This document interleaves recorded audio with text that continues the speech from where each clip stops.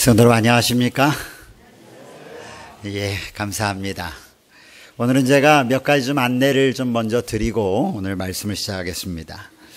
먼저 우리 어린이들을 좀 칭찬을 하고 이 말씀을 좀 드려야 될 것 같습니다. 1년 전에 이곳에 왔을 때 우리 어린이들이 이 교회에 좀 내려와서 같이 예배 드리도록 부탁을 드렸고, 특별히 엄마 아빠하고 같이 좀 앉아서 예배 드리면 좋겠다 이렇게 했는데, 우리 젊은 엄마 아빠들이 잘 순종해 주시고 어린 자녀들이 잘 성전에 와서 예배 드릴 수 있도록 지도해 주셨음에 인해서 감사합니다. 여러분 너무 많이 달라졌죠? 예, 우리 아이들이 사뿐사뿐 걸어서 예배당에서 예배 드리는 모습이 정말 아름답습니다.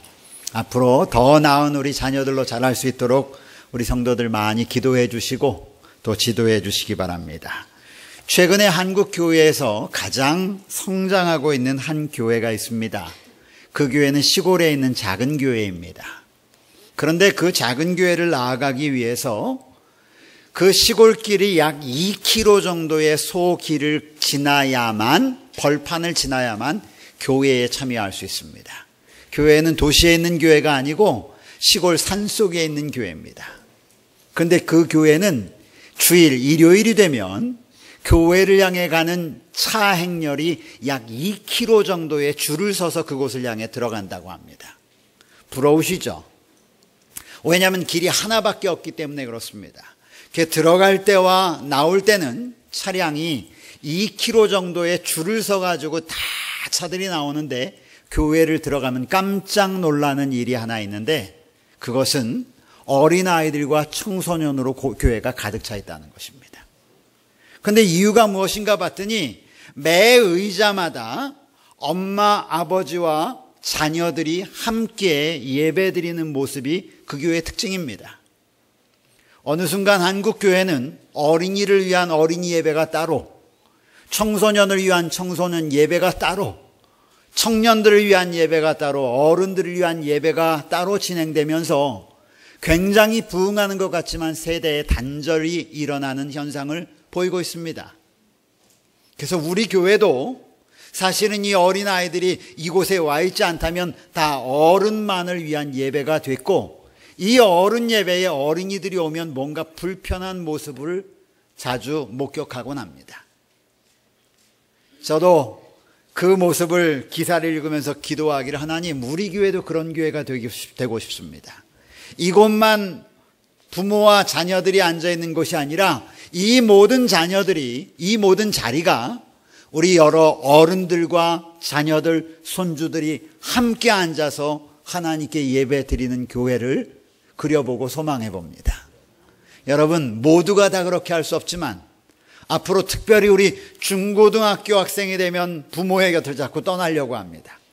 그러나 적어도 교문이교회는 우리 자녀들이 부모들과 함께 옆자리에 앉아서 하나님의 말씀을 듣는 교회가 되었으면 하는 간절한 바람이 있습니다.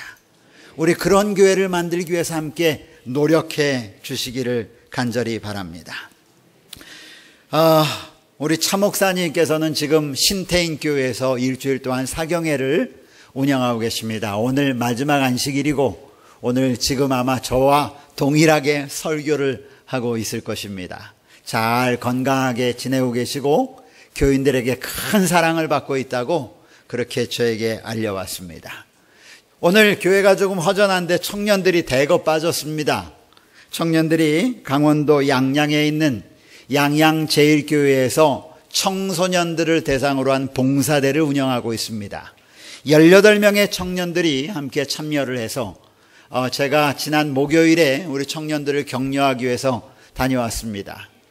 아침과 저녁으로 손수 밥을 해먹고 또 청소를 하고 주변 환경 정리를 하고 또 노인정에 가서 봉사를 하고 하는 모습들을 통해서 우리 청년들이 이렇게 봉사하는 모습을 보면서 제가 큰 기쁨을 얻고 왔습니다.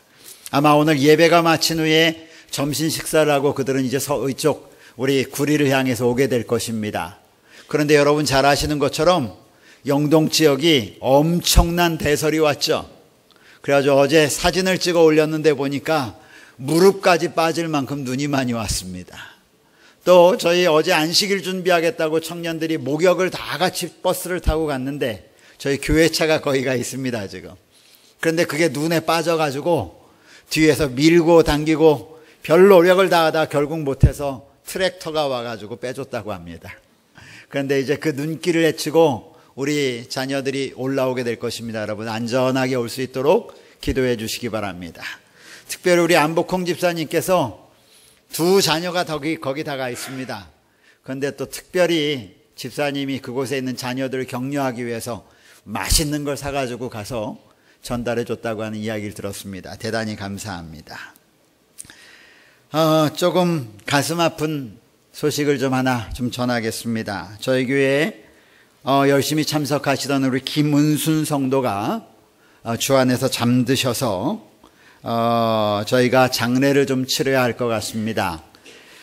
내일 빈소가 마련이 되고 일요일, 월요일, 화요일 이렇게 저희가 장례식을 치르는데 아직 저희가 시신을 검찰로부터 인계받지를 못해서 일단 빈소만 차리기로 했습니다. 그래서 내일 저녁 7시에 우리 모든 성도들이 함께 참여해서 위로 예배를 드리고 저희가 빈소를 차리고 장례 예식은 저희가 거행하지만 입관이나 하관은 당분간 하지 않습니다. 그래서 여러분 우리 특별히 그들에게 있는 자녀가 4명이 있는데 그 자녀들을 위로하고 하기 위해서 내일 저녁 7시에 우리 삼육병원 추모관에 모여서 저희가 함께 예배로 위로하도록 그렇게 하겠습니다. 그래서 성도들께서 함께 참여해 주셔서 위로해 주시기 바랍니다. 자세한 안내는 여러분 카톡을 통해서 또 문자를 통해서 저희가 장소가 정해지면 알려드리도록 그렇게 하겠습니다. 우리 이제 말씀을 함께 나누겠습니다. 잠깐 기도하겠습니다. 하나님 아버지, 우리가 여러 가지 교회 소식을 함께 나누었습니다. 우리 사랑하는 청년들을 잘 보호해 주셔서 이곳까지 잘 도착하도록 도와주시옵시고 또 마음의 슬픔을 당한 우리 김은순 성도의 유족들에게도 하나님의 특별하신 위로하심이 함께하여 주시옵소서. 이제 우리가 하나님의 거룩한 말씀을 펴기를 원합니다. 우리의 마음을 성령 하나님께서 더욱더 강권하여 주셔서 준비해 주셔서 주의 말씀에 집중하게 하시고 말씀을 통하여 새로운 결심을 하도록 인도하여 주시옵기를 예수님의 이름으로 기도합니다. 아멘. 오늘도 하나님의 변함없는 은혜와 인도하심이 이곳에 모인 사랑하는 성도들에게 풍성히 임하시기를 기도합니다. 오늘 말씀의 제목은 행복한 성도입니다. 우리 하나님의 말씀 신명기 10장 12절부터 13절에 있는 말씀을 함께 읽어보도록 하겠습니다. 신명기 10장 12절부터 13절에 있는 말씀입니다. 신명기 10장 12절부터 13절.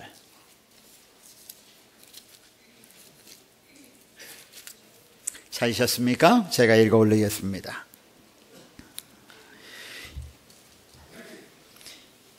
이스라엘아, 내 하나님 여호와께서 내게 요구하는 것이 무엇이냐? 곧 내 하나님 여호와를 경외하며 그의 모든 도를 행하고 그를 사랑하며 마음과 뜻을 다하고 내 하나님 여호와를 섬기고 13절 내가 오늘 내 행복을 위하여 내게 명하는 여호와의 명령과 규례를 지킬 것이 아니냐. 오늘은 제가 행복한 성도라고 하는 말씀을 주제로 여러분에게 말씀을 전합니다. 제가 그동안 작년 동안 계속 말씀을 전한 방식은 강해 설교라고 하는 것을 했습니다. 강해 설교라고 하는 것은 하나님의 말씀, 본문이 우리에게 주는 교훈을 찾아 떠나는 말씀 여행입니다. 이 성경의 본문을 말씀할 때 성경의 기자가 무슨 생각을 가지고 이 말씀을 썼을까? 어떤 상황에 놓였을 때 이 말씀을 썼을까? 그리고 그 말씀이 지금 2000년이 지난 오늘 살아가는 우리에게 무슨 의미가 있을까를 찾아 떠나는 설교 방식을 강해 설교라고 말합니다.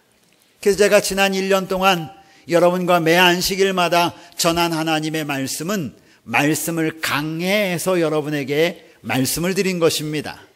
그런데 이번 2017년을 시작하면서 제가 지금 두 번째 설교를 하고 있는데 이 두 번째 설교는 강해 설교가 아니라 주제 설교를 합니다. 그래서 강해 설교했던 패턴과 주제를 가지고 하는 설교의 패턴은 조금 다릅니다. 저는 제가 좋아하는 설교는 강해 설교를 좋아합니다. 그런데 제가 이번 첫 두 안식일, 오늘까지 두 번째 안식일을, 세 번째 안식일을 이렇게 강해 설교가 아닌 주제 설교를 하는 이유는 바로 이것 때문입니다. 2017년도 저희가 나아가야 할 우리 교회의 표어가 무엇인지를 그 주제에 따라서 하나씩 설교를 하는 것입니다. 제가 이곳에 걸어놓은 우리 2017년 교문입교회 표어는 멋있으라고 달아놓은 것이 결코 아닙니다. 성도들께서 이 교회에 오실 때마다 올해 우리 교회가 그리고 내 자신이 나아갈 길이 어디인지 살펴보고 기억하도록 하기 위해서 표어를 걸어놓은 것입니다. 절대로 멋이 아니니까 모든 성도들께서는 이 표어를 여러분의 마음 가운데 새기기를 간절히 바랍니다. 그리고 암기하십시오. 올해 2017년 동안 우리가 어떤 길로 나가야 하는지를 아주 간단 명령하게 적어놓은 내용이 표어입니다. 그런 의미에서 함께 좀 다 같이 따라해 보시기 바랍니다. 제가 먼저 선창할 테니까 여러분이 따라하십시오. 열매 맺는 신앙. 더 크게요. 열매 맺는 신앙. 행복한 성도. 성령 충만한 교회. 이 세 가지가 올해 2017년도 저희 모든 성도들이 함께 나가야 할 삶의 방향입니다. 지난 시간에 제가 여러분들에게 이미 열매 맺는 신앙에 대하여 여러분에게 말씀드렸습니다. 올 한 해 여러분의 삶에서 하나님께 서원한 한 가지 이상의 아름다운 신앙의 열매를 저는 여러분이 하나님께 올리게 되기를 간절히 바랍니다. 여러분들은 제가 어제 보니까 우리 장로님들은 기본적으로 40년, 50년의 이상의 신앙생활을 하셨습니다. 그렇게 오랜 신앙생활을 하긴 했는데 만약 우리의 삶 속에서 하나님이 원하시는 신앙의 아름다운 열매를 하나님께 올려드리지 못했다면 올 한 해 우리의 삶 가운데서 적어도 한 개 이상의 아름다운 신앙의 열매를 하나님께 올리자라고 하는 것이 올해 여러분과 저의 삶의 목표입니다. 그 하나님께 드릴 열매는 온유한 품성의 열매일 수도 있습니다. 성경 통독의 열매일 수도 있겠죠. 또는 화요일, 금요일, 안식일, 이번 올해는 적어도 단 하루도 내가 하나님의 집회에 빠지지 않겠다고 하는 열매일 수도 있습니다. 또 나는 올해 성도들을 정말 끊임없이 사랑해 갈 거야 라고 하는 사랑의 열매일 수도 있고요. 기도의 열매일 수도 있습니다. 또 남들 모르게 하는 봉사의 열매를 결심할 수도 있습니다. 또는 나는 올해 적어도 한 명의 영혼을 하나님께 드릴 거야 라고 하는 영혼 구원의 열매일 수도 있습니다.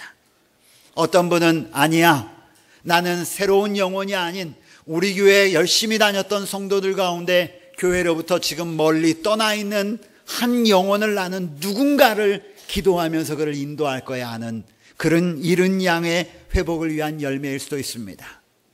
또 어떤 분들은 나의 가족들 가운데, 특별히 나와 함께 집에 머물고 있는 가족들 가운데 이 구원의 기별을 듣지 못한 내 가족을 구원하겠다고 하는 열매를 하나님께 서원한 분도 있으리라고 생각합니다.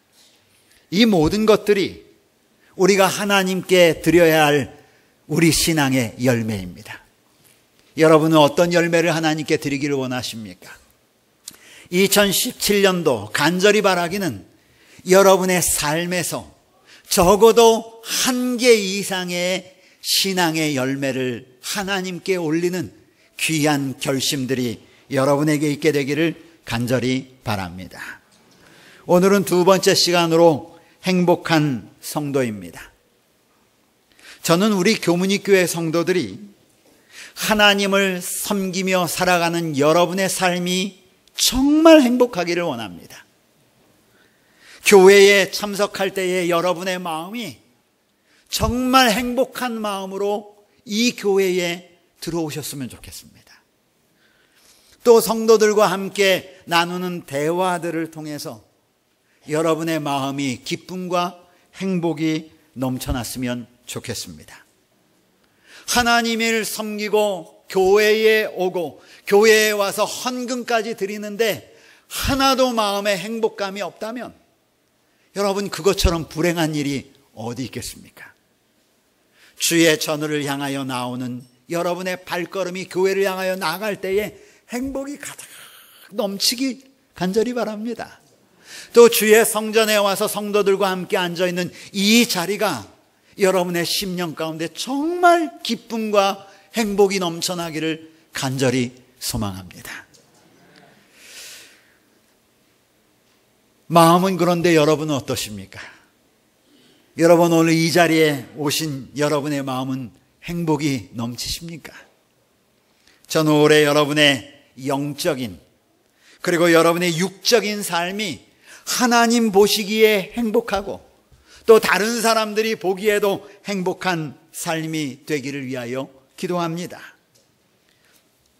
오늘 우리에게 주어진 말씀을 통하여 우리는 우리 하나님께서 우리의 행복을 원하고 계심을 보았습니다. 오늘 성경은 기록하기를 신명기 10장 13절에 내가 오늘날 내게 행복을 위하여, 내게 행복을 위하여. 하나님은 우리의 행복을 원하시는 분이십니다. 사도행적 563쪽에는 기록하기를 이렇게 기록하셨습니다. 주께서는 당신의 자녀들이 모두 행복하고 평화스럽고 순종하는 삶을 살기를 원하신다. 시대의 소망 308쪽에는 이렇게 기록합니다. 하나님께서는 우리가 행복하기를 원하신다. 따라해 보십시오. 하나님께서는 우리가 행복하기를 원하신다. 부조와 선지자 294쪽에는 이렇게 기록합니다. 온 하늘은 우리의 행복에 관심을 가지고 있다. 따라하십시오. 온 하늘은 우리의 행복에 관심을 가지고 있다. 온 하늘이, 하나님이, 천사들이, 죄 짓지 않은 우주의 거민들이, 이 땅에 살고 있는 하나님의 백성들이 행복하게 사는 일에 관심을 가지고 있다고 성경은, 그리고 증언의 말씀은 기록하고 있습니다. 분명한 사실은 하나님께서는 우리가 진정으로 행복한 삶을 살기를 원하십니다. 그러므로 여러분들은 반드시 행복하셔야 합니다. 2017년을 시작하면서 한 설문조사팀이 새 소망에 대한 사실에 대하여 사람들에게 질문하기 시작했습니다. 새 소망이 무엇입니까? 그랬더니 이런 대답이 나왔습니다. 50, 60 세대들의 답은 뭐라고 했는지 아십니까? 50, 60 세대들에게 묻는 질문에 대해서는 행복한 세상이 되었으면 좋겠습니다 라고 그들은 소망에 대해서 답했습니다. 그런데 20, 40, 20대에서 40대 세대들에 대하여 질문을 했더니 뭐라고 답을 했는가? 저는 이 답을 듣고 난 다음에 좀 마음이 씁쓸했습니다. 답이 이랬습니다. 2009년부터 12년까지 1위의 답이 무엇이었냐면 자기개발과 저축이었습니다. 자기개발과 저축. 그런데 2013년부터 시작해서 1위가 바뀌었습니다. 그 1위가 뭘로 바뀌었냐면 1위가 새해 소망 가운데 1위가 뭐냐면 이직, 직장을 옮기는 것입니다. 2위가 무엇인가 살펴봤더니 연봉 인상 혹은 로또 당첨. 이게 20대와 40대들의 새해 소망 1위입니다. 이직과 연봉 인상 혹은 로또 당첨. 학생들을 대상으로 새해 소망이 뭐냐라고 물었으니 뭐라고 대답했냐면 성적 향상. 이게 1위로 나왔습니다. 변함이 없습니다. 그리고 새해가 끝나면서 학생들에게 올해 가장 후회되는 일이 뭐냐 그랬더니 성적이 향상되지 않은 것. 2040 세대들의 최고의 소망이 이직과 로또 당첨이다. 많은 것을 생각하게 하는 대답이었습니다. 사람들이 살아가고 있기는 한데, 사람들이 현재의 삶을 살고 있기는 한데 행복하지 않은 것입니다. 그들이 생각하는 행복을 향해서 그들은 무엇인가 옮겨가고 싶고, 그들이 살고 있는 행복을 향해서 무엇인가 대박의 일을 벌이고 싶은 것입니다. 그리고 대부분의 그들이 생각하는 행복의 기준이 돈과 관련되어 있는 모습으로 보여졌습니다. 오늘 이 시대를 살아가고 있는 그리스도인으로서 여러분의 행복의 기준은 어디에 있습니까? 여러분도 이직을 원하십니까? 여러분도 로또 당첨이 여러분의 행복의 기준이라고 생각하십니까? 하나님께서는 하나님의 백성들이 진정으로 행복하기를 원하신다고 말씀하셨는데, 그렇다면 과연 하나님께서 원하시는 행복은 어떤 모습일까요? 그렇다면 행복한 성도가 되기 위해서 우리는 어떤 모습으로 살아야 행복한 사람입니까? 어떻게 사는 것이 진정으로 하나님께서 원하시는 행복한 성도로 살아가는 것입니까? 오늘 제가 여러분에게 말씀드릴 것은 바로 이러한 내용입니다.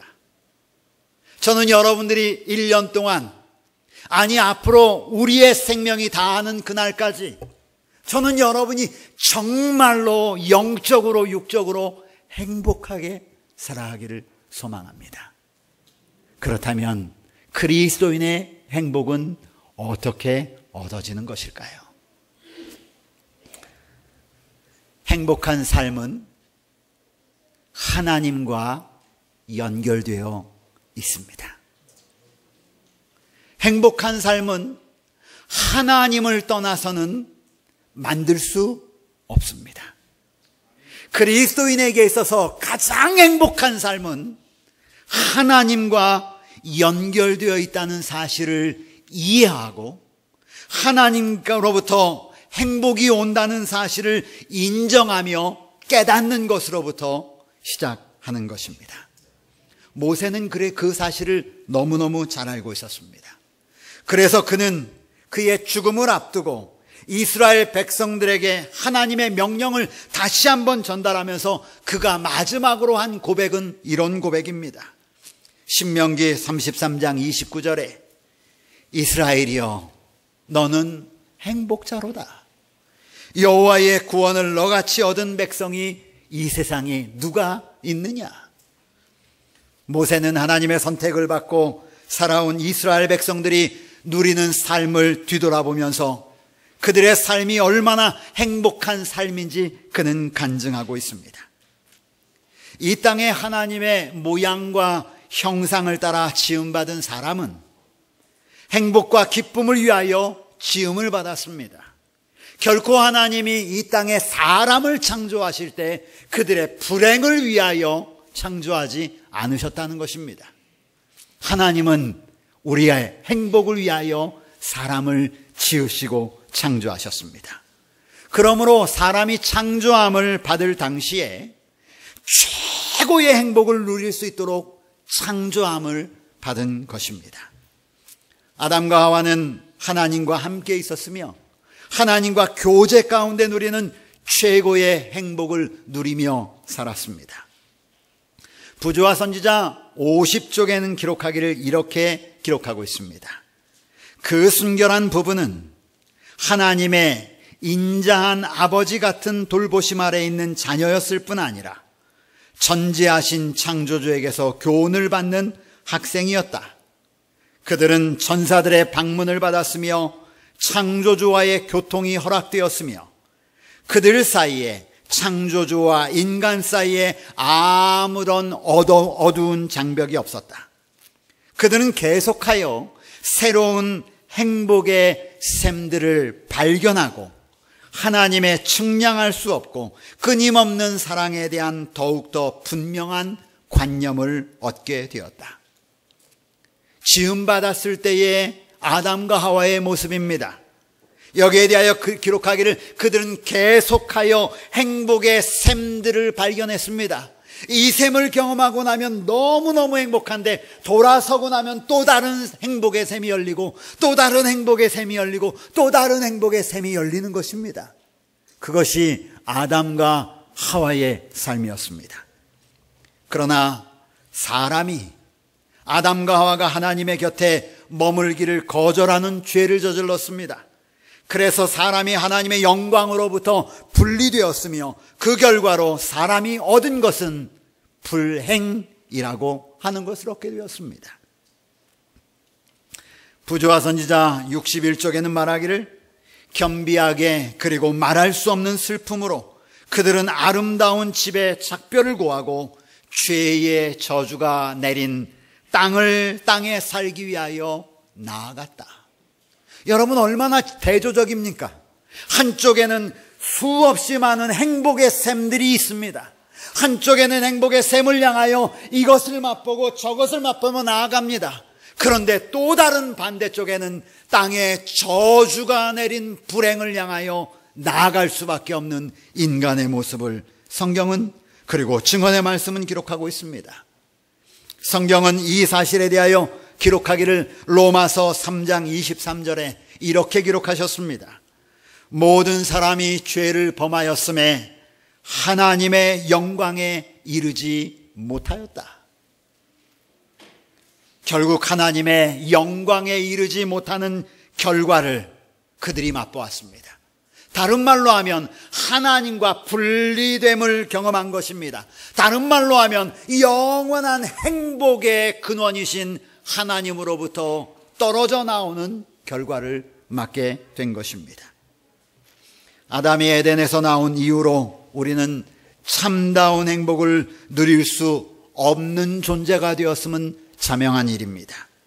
하나님의 곁을 떠난 사람의 모습은 날이 갈수록 불행해지기 시작했으며 날이 갈수록 부패해지기 시작했습니다. 하나님의 곁을 나오고 난 다음에 몇 대손이 지난 후에 노아 시대에 대하여 성경은 기록하기를 이렇게 기록했습니다. 그때에 온 땅이 하나님 앞에 부패하여 포악함이 가득하게 되었다. 창세기 6장 11절은 이렇게 기록하고 있습니다. 또한 그로부터 수많은 시대가 지나고 난 다음에 사도 바울, 예수님이 탄생하셔서 자라나시고 돌아가시고 난 후에 승천하시고 난 다음에 사도 바울은 그 당시의 모습에 대하여 기록하기를 로마서 1장 29절에 모든 불의, 추악, 탐욕, 악의가 가득한 자요 시기, 살인, 분쟁, 사기, 악독이 가득한 자요 수군수군하는 자들이 모여있는 세상이 되었다라고 이 세상에 대하여 말합니다. 그러므로 하나님의 형상을 닮아 지음받은 사람이 하나님의 곁을 떠난 이 세상에서 행복하기를 원한다는 것은 어떤 의미에서 모순입니다. 안 되는 것이죠. 불가능한 것일지도 모릅니다. 하나님의 곁을 떠난 인간은 행복할 수 없습니다.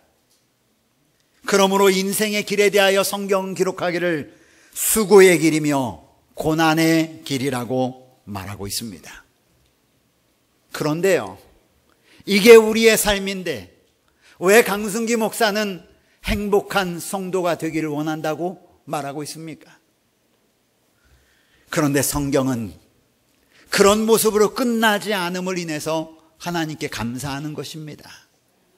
하나님의 곁을 떠나고 배은망덕한 죄 지은 인생이라도 하나님께서는 여전히 사랑하시고 돌이키게 하셔서 행복을 주고 싶어 하신다고 성경은 말씀하고 있는 것입니다. 이것이 우리 인생들에게 소망을 주고 있습니다.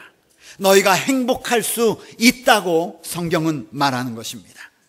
하나님은 말씀하시기를 너희가 행복한 삶을 원한다면 행복의 주인이신 하나님 안으로 돌아오라고 말하고 있는 것입니다. 오늘 우리가 읽었던 주제 성경절 신명기 10장 10절로 12절에는 그 전반부에는 무슨 얘기가 나오는 줄 아십니까? 10장을 시작하면서 모세는 뭐에 대해서 얘기하면 시내산에 대하여 이야기합니다. 이스라엘 백성을 애굽에서 인도하여 냈습니다. 그리고 홍해를 건넜습니다. 그리고 광야를 건너서 마라의 쓴물의 경험을 하고 그들이 이른 곳은 시내산 언저리에 이르렀습니다. 하나님께서는 이스라엘 백성의 행복을 원하십니다. 그동안 하나님께서는 사람들을 택하셔서 부조들을 택하셔서 사람에게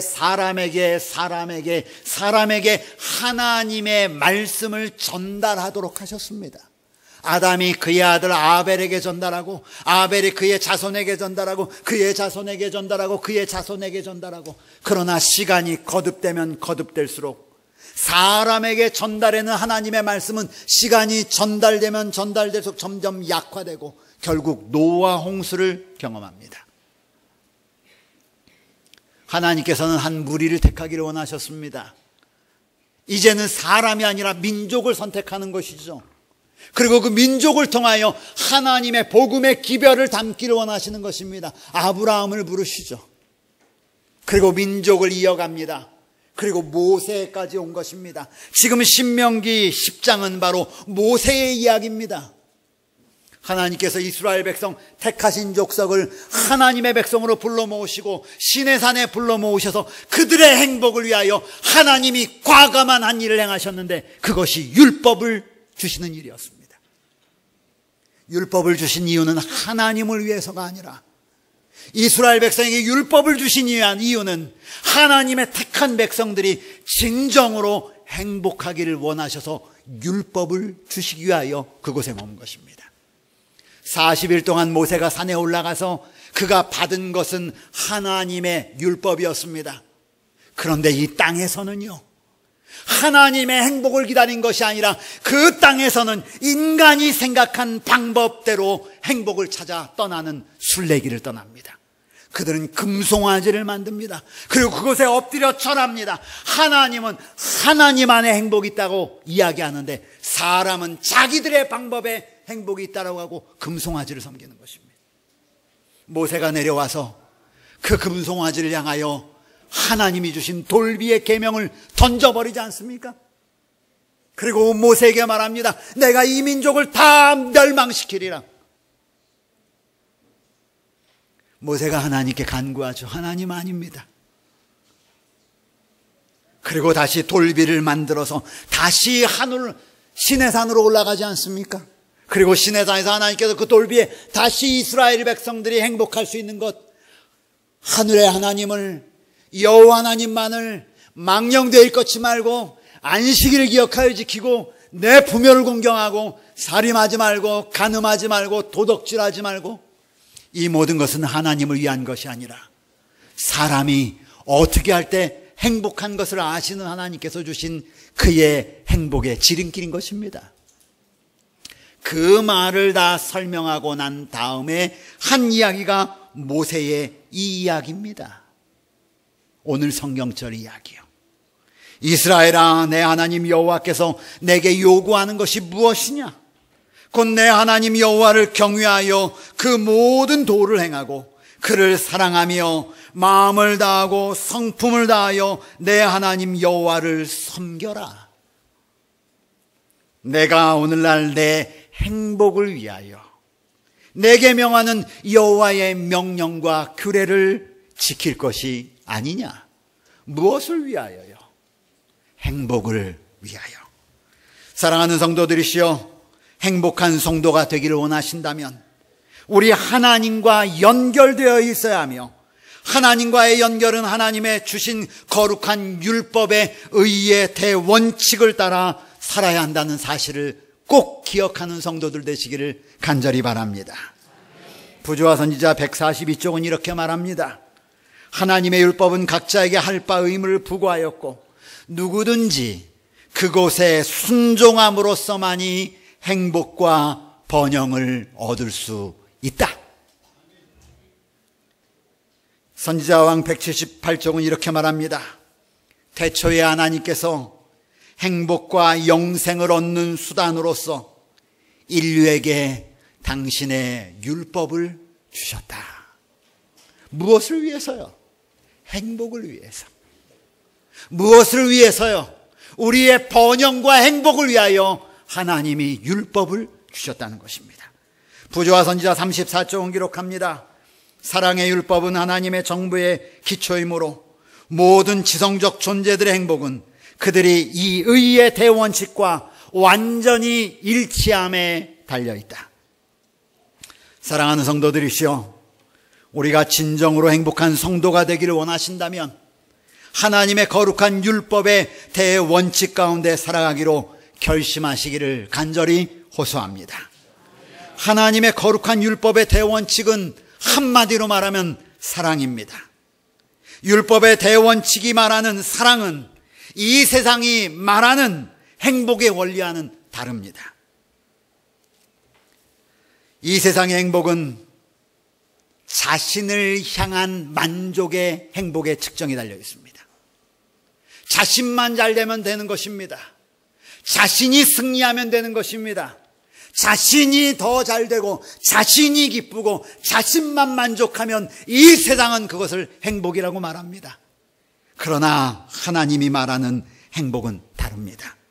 자신을 향한 사랑이 아니라 다른 사람을 향한 사랑의 크기에 따라 행복의 모습이 결정된다는 것입니다. 다시요. 하나님이 말하는 사랑은, 하나님이 말하는 율법의 대원칙은 자신에게 향한 사랑의 크기에 비례하는 것이 아니라 다른 사람을 향한 사랑의 크기에 비례하여 그 사람의 행복이 결정된다는 것입니다. 예수님은 늘 다른 사람을 향한 사랑의 삶이 몸에 배어있는 분이셨습니다. 그러므로 그분은 다른 사람의 행복이 곧 그분의 행복이었습니다. 죄 지은 사람의 행복이 곧 하나님의 행복이 된 것입니다. 엘렌 화이트는 다음과 같이 부조와 선지자 294쪽에 기록합니다. 우리의 행복이 이 세상 사물로 이루어져 있는 양 생각지 말라. 이렇게 말하는 것은 미래의 필요를 대비하는 일을 우리의 생의 주요한 추구 대상으로 삼게 만드는 하나님께 대한 불신을 드러내는 것이다. 우리의 행복이 이 세상의 사물로 이루어진 것처럼 생각지 말라. 그러므로 사랑하는 성도들이시여, 하나님의 명령과 규례를 따라 삶으로 그리스도인의 행복을 누리며 살게 되기를 간절히 바랍니다. 저는 이제 말씀을 마치면서 믿음의 조상 아브라함의 삶에 대해 잠시 생각하고 싶습니다. 창세기 12장에는 하나님께서 아브라함을 부르시는 모습이 나옵니다. 너는 너의 고향과 친척과 아비의 집을 떠나 내게 보여줄 땅으로 가라. 여러분, 아브라함이 이 명령을 듣고 그의 친척과 아버지의 집을 떠날 때 그의 마음이 어땠을까 생각을 해봅니다. 두렵고 떨리지는 않았을까? 불안하지는 않았을까? 저는 아브라함 같은 경험은 하지 않지만 저는 때때로 화폐로부터 발령을 받고 난 다음에 이 동일한 마음을 경험합니다. 목사로서의 경험입니다. 제가 알지 못하는 사람들, 익숙하지 못한 환경, 그리고 친근하지 못한 주위 삶, 그런 발령을 받고 떠날 때마다 제 마음에 두려움이 있습니다. 어떤 삶이 또 나에게 벌어질까? 매번마다 인간관계를 처음부터 다시 시작해 나가야 합니다. 그동안 여지껏 3년, 4년, 5년 동안 쌓아왔던 나의 인간관계를 다 접어놓고 백지로 다시 시작하는 그런 환경. 그곳에는 제가 아는 사람이 없습니다. 그곳에는 저와 친숙하고 저와 살갑게 지내던 친구들도 없습니다. 이런 경험을 하면서 아브라함의 경험을 합니다. 그의 마음이 어떨까?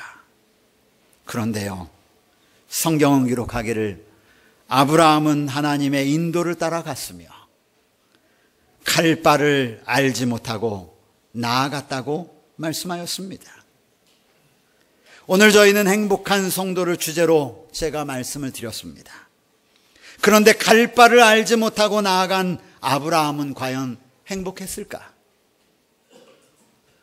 부조와 선지자 126쪽에는 이렇게 이야기합니다. 이와 같이 아브라함에게 임한 시험은 가벼운 것이 아니었고 그에게 요구된 희생도 작은 것이 아니었다. 그를 조국과 친족과 고향에 붙들어 매는 강한 줄이 있었다. 그러나 그는 부르심에 순종하기를 주저하지 않았다. 그는 약속의 땅에 관하여 묻지도 않았다. 곧 토지가 비옥하고 기후가 건강에 적합한지, 그리고 그 지방은 유쾌한 환경을 제공하며 재물을 쌓을 기회를 줄 것인지 묻지 않았다. 그 다음 말씀부터 잘 들어보세요. 하나님께서 말씀하셨으므로 그분의 종은 순종해야 했다. 그에게 있어서 이 세상에서 가장 행복한 곳은 하나님께서 그로 있기를 원하시는 곳이었다. 아멘. 이 세상에서 가장 행복한 곳은 하나님께서 그로 있기를 원하시는 곳이었다. 주여, 우리도 하나님께서 우리에게 있기를 원하는 곳에 있는 것이 가장 행복한 곳임을 알게 하소서. 말씀 마칩니다.